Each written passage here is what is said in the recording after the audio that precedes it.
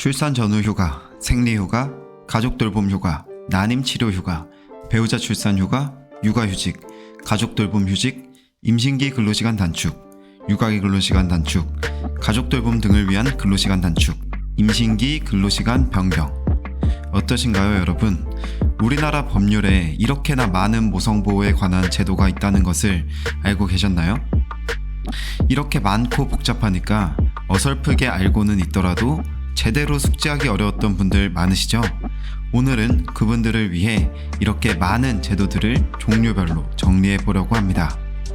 마지막에는 각종 지원금 관련 정보까지 알려드릴 테니 영상 끝까지 시청 부탁드릴게요.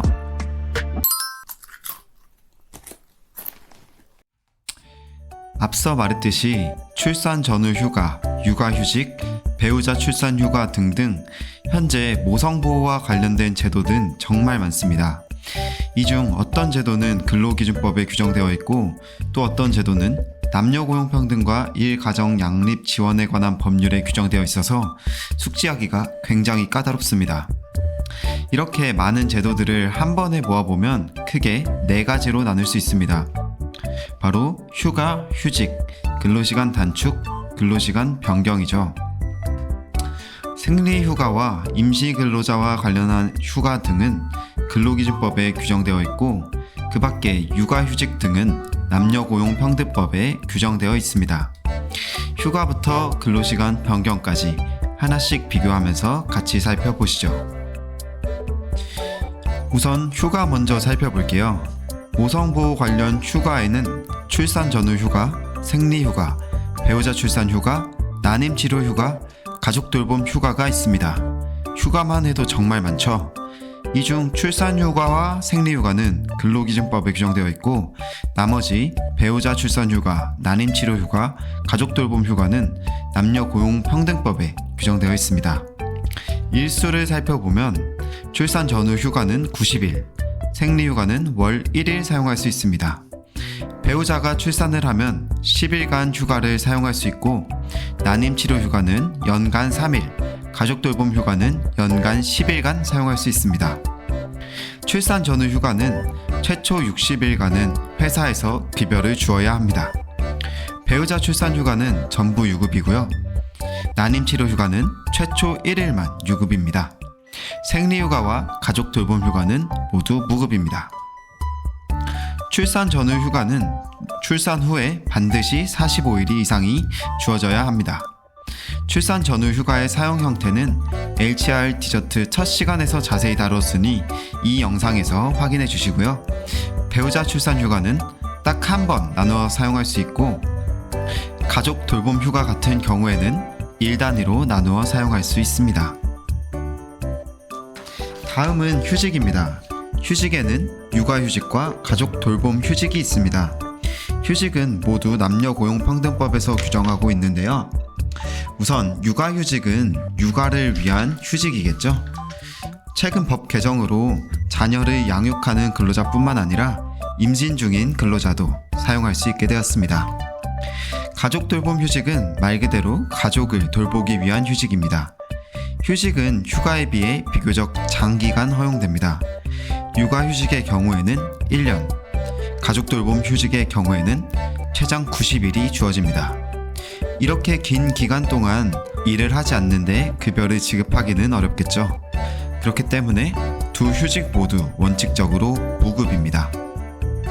육아휴직의 경우 2회에 나누어 사용할 수 있는데 가족 돌봄 휴직의 경우에는 1회의 기간이 30일 이상만 되면 나누어 사용 가능합니다. 다음은 근로시간 단축입니다.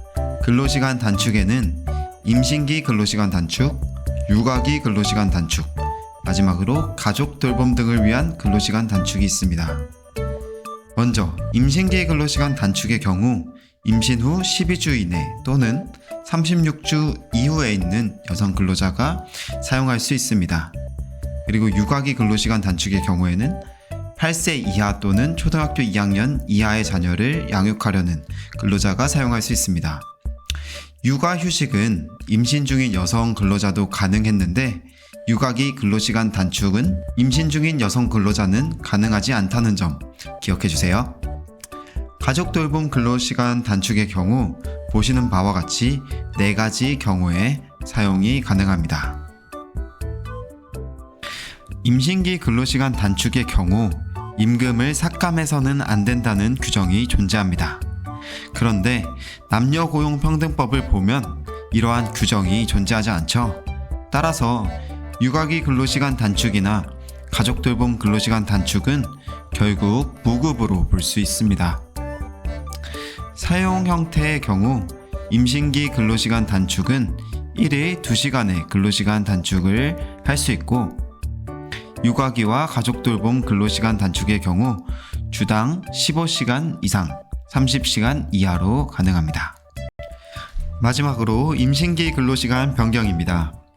임신 중인 근로자가 업무의 시작 및 종료 시각의 변경을 신청하는 경우 이를 허용하여야 합니다.